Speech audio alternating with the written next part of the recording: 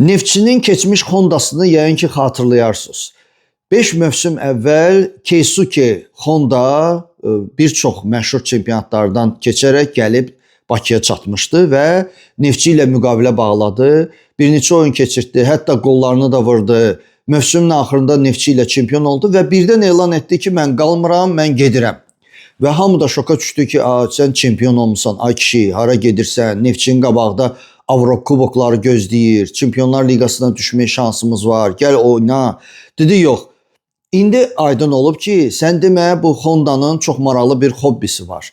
Və bu günlərdə də o Singapur çempionatına gedib və ondan da soruşublar ki, sən vaxtı ilə Milanda oynayan futbolçu birdən-birə ölkələri gəzərək gəlib çıxmısan Singapura, niyə?